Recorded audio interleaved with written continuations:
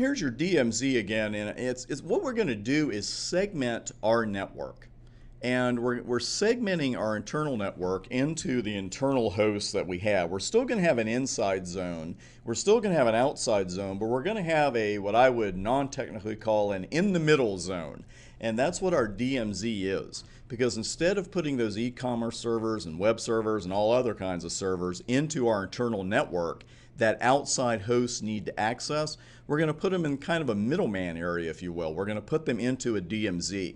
And it allows us to totally restrict access to the inside zone while allowing outside users access to the servers in the DMZ. And here is a visual for you that I know is going to help with this. There are our 3 money bag servers. We've got 3 web servers out there. Now, technically, we could put those in our inside zone. But when we do that, we're opening the door a little bit to attackers, because what we're saying is, hey, we have plenty of legitimate users that are going to need to get to our web servers.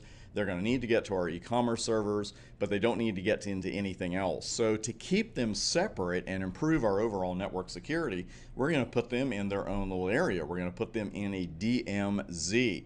Now, servers that are typically found in a DMZ, well, it can't be just about anything, but your most common, again, your e-commerce servers and your web servers, we've talked about those, but FTP servers, email servers, proxy servers, DNS servers, these are all servers that may need a public face. The public may need to be able to get to them, and they would be able to in this particular configuration without being allowed access into our inside zone. And the more people we keep out of our inside zone, our internal network, the better we like it. So this is how you could set it up. This is one way. And there are 2 approaches to this. One is called a single firewall approach, and another is called a dual firewall approach.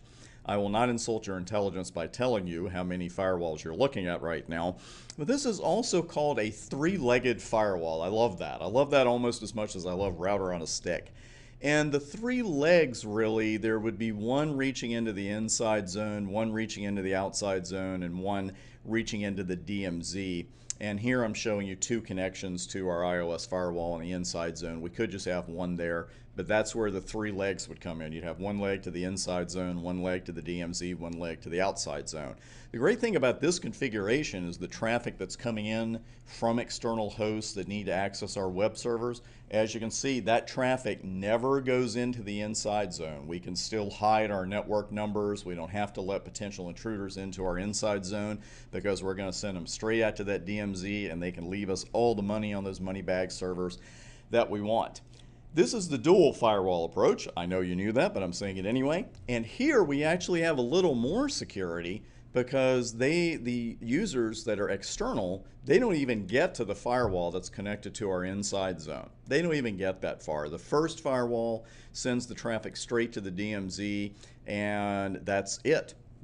So that's our dual firewall approach as opposed to our single firewall approach. I like the dual approach better, but either one will work for us just fine. Now, we're going to move on to some lab work here shortly, but a few additional notes for you here. I mentioned multicast traffic here because it seems like we always have to make some kind of exception for multicast traffic. And from Cisco's site on ZBF, I did want to mention there's no stateful inspection support for multicast traffic. I did promise to mention this again, so here it is. An interface can belong to only one zone, and not every interface on a router even has to run ZBF. If you've got ZBF enabled on a router, it doesn't even have to run on every interface, but you are likely to run into connectivity issues if it doesn't. And take this for example. We have inside zone and then we have no zone. Well, as you would expect, by default, just as if fast Ethernet 0.1 were in another zone, it wouldn't be able to communicate with 0.0. Well, here it's in no zone, so it's sure not going to be able to communicate.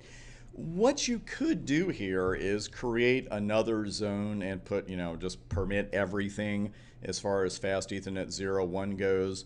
Occasionally, real world runs into corporate policy, and if you ran into some policy someone once wrote, so it must be obeyed at all times, that this particular interface or this particular router should not be put into the firewall policy, well, that can lead to trouble. So you might need to just create a zone for it and just permit everything, and then that way it's pretty much the same way it was before, except these 2 interfaces would be able to communicate.